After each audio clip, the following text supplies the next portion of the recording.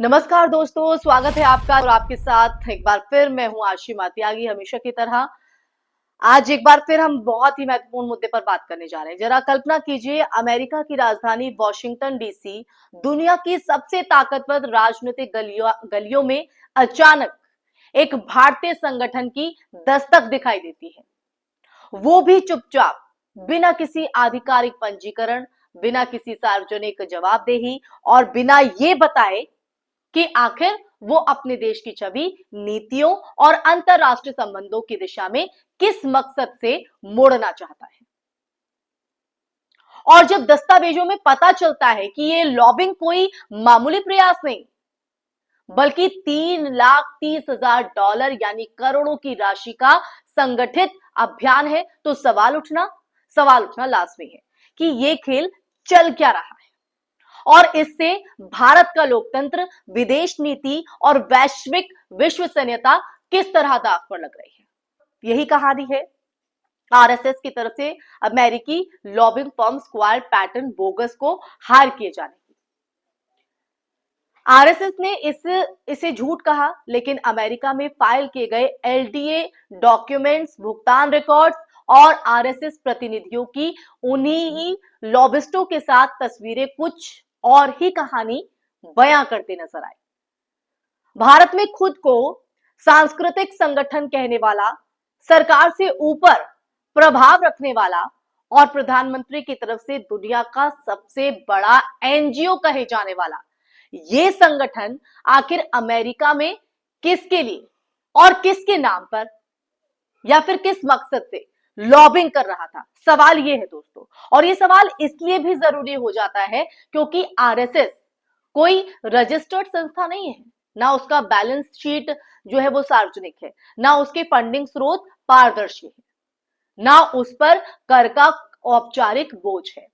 ऐसे में एक अपंजीकृत संगठन का विदेशी लॉबिंग में करोड़ों खर्च करना सिर्फ एक वित्तीय संदेह नहीं है, सिर्फ यहीं तक सीमित नहीं है, बल्कि लोकतांत्रिक जवाबदेही के मूल तंत्र पर सीधा हमला है दोस्तों, सीधा हमला। और इसी के साथ सबसे बड़ा सवाल यह है कि ये पैसा आया कहां से। जब कोई संस्था जनता से दान लेती है लेकिन उसका उपयोग देश के भीतर भी घोषित रूप से नहीं बताती और फिर लाखों लाखों डॉलर विदेश में लॉबिंग पर खर्च करती है, तो ये सिर्फ वित्तीय अनियमितता नहीं, बल्कि एक राष्ट्रीय सुरक्षा का मुद्दा बन जाता है दोस्तों।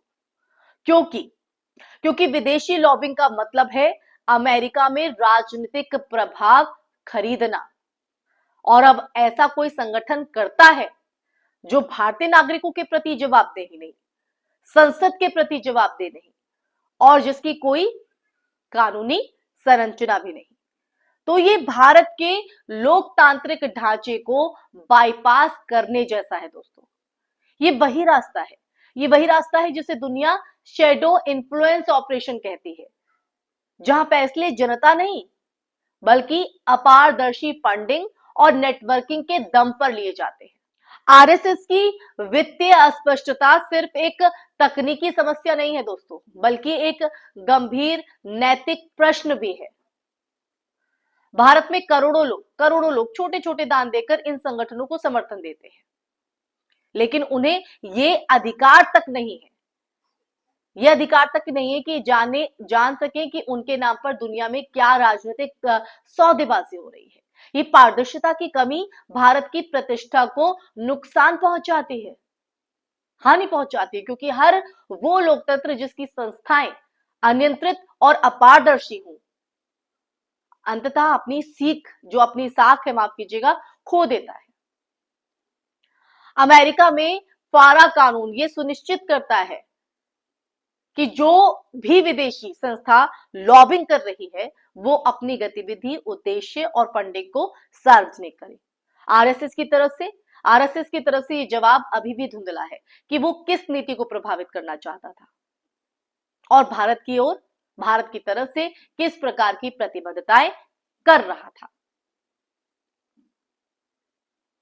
इस तरह की जो लॉबिंग का एक खतरा दोस्तों ये भी हो जाता है, जिसका जिक्र करना मैं आप लोगों के साथ चाहूंगी, कि ये जो भारत के विदेश नीति तंत्र को बाईपास करती है, भारत में विदेश नीति बनती है सरकार के जरिए, संसद की निगरानी में। लेकिन जब कोई अपंजीकृत संगठन अमेरिका में जाकर, समझ रहे, वहां जाकर अपनी खुद की लाइन पेश करता है, तो ये संदेश जाता है, एक मैसेज जाता है कि भारत की नीतियां अब लोकतांत्रिक संस्थाओं से नहीं बल्कि एक विचारधारा संचालित नेटवर्क से तय होती है। इससे भारत की संप्रभुता ही नहीं बल्कि भारत अमेरिका संबंधों की विश्वसनीयता भी कमजोर पड़ती है दोस्तों, कमजोर।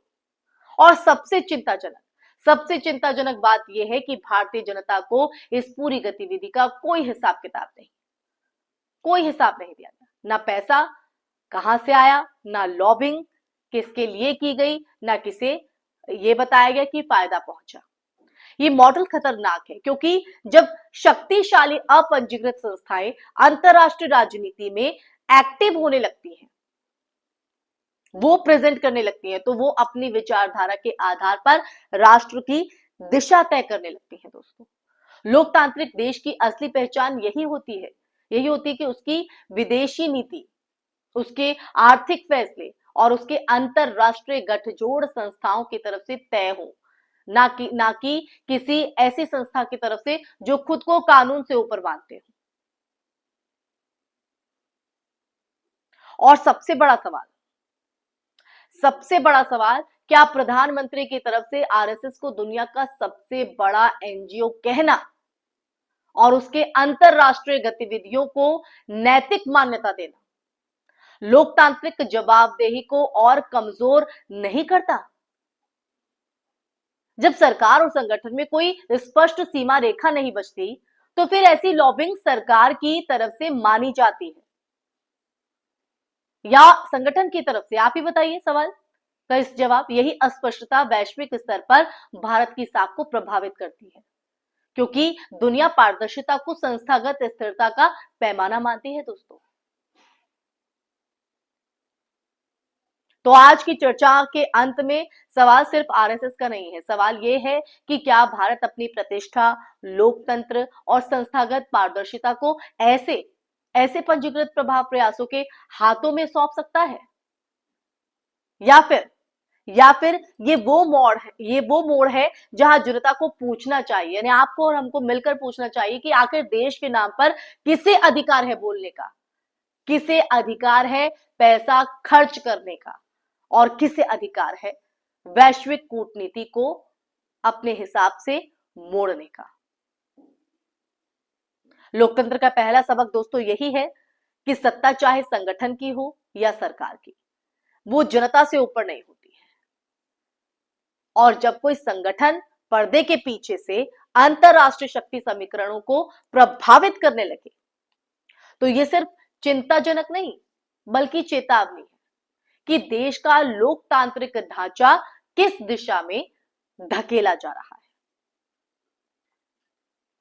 इसी के साथ इस चर्चा में फिलहाल के लिए बस इतना ही। ये चर्चा आपको कैसी लगी कमेंट बॉक्स पे कमेंट करके जरूर बताइएगा। इस चर्चा को ज्यादा से ज्यादा शेयर भी कीजिएगा ताकि सच सबके सामने पहुंच सके। फिर हाजिर होंगे ऐसे ही मुद्दा लेकर, तब तक के लिए अपना ख्याल रखिए। जय हिंद, जय भारत, नमस्कार।